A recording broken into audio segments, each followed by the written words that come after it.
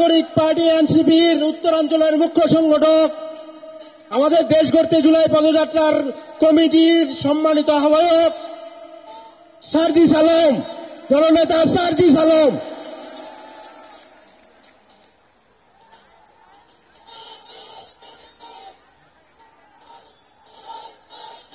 দুইশো বছরের ব্রিটিশ উপনিবেশিক শাসন থেকে নতুন আরেক যুগে এসেছিলাম, কিন্তু অধিকার পাইনি। 23 বছরের পাকিস্তান আমলে ছিলাম, অধিকার পাইনি। 54 বছরের স্বাধীন বাংলাদেশে ছিলাম, অধিকার পাইনি। আজ থেকে 1 বছর আগে এই মঞ্চে ফ্যাসিবাদী ব্যবস্থার বিলোপ এবং নতুন রাজনৈতিক বন্দোবস্তের স্বপ্নে খুনি হাসিনার পতন ঘটানোর ঘোষণা দেওয়া হয়েছিল। 1 বছর হয়েছে, কাঙ্ক্ষিত অধিকার পাইনি। আমরা আর হতাশার কথা বলতে চাই না।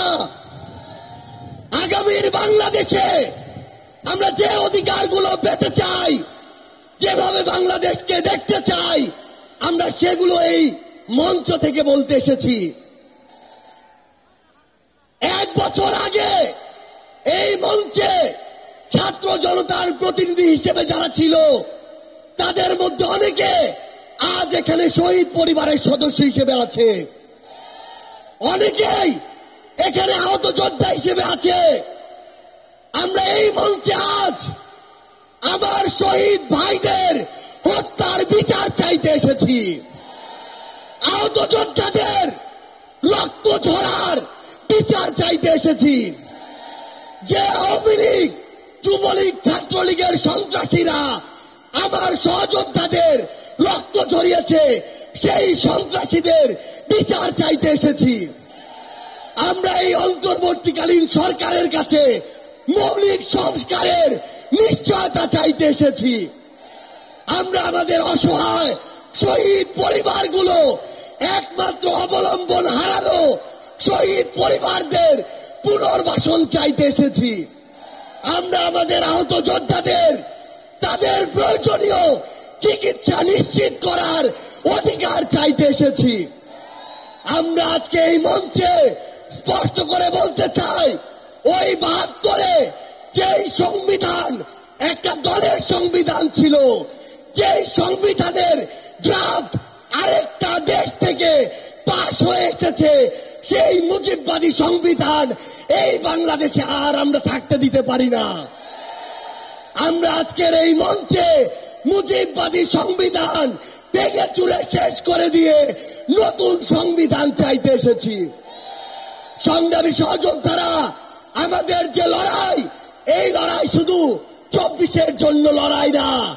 ওই 2009 সালে বিডিআর পরিকল্পিত হত্যাকাণ্ডে যাদের হত্যা করা হয়েছে, তার পিছনের প্রত্যেক কুশলীদের সর্বোচ্চ শাস্তি চাওয়ার জন্য আজকে আমরা এই মঞ্চে এসে হাজির হয়েছি।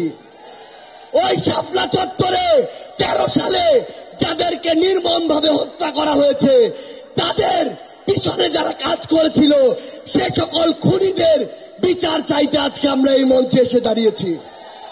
বাংলাদেশের আপামর ছাত্র জনতা, আমাদের সংগ্রামী সহযোদ্ধারা, আমরা শুধু আপনাদের স্পষ্ট করে একটা জিনিস বলি, এই বাংলাদেশে যেমন ইসলাম ফোবিয়ার জায়গা হবে না, ইসলাম বিদ্বেষেরও জায়গা হবে না।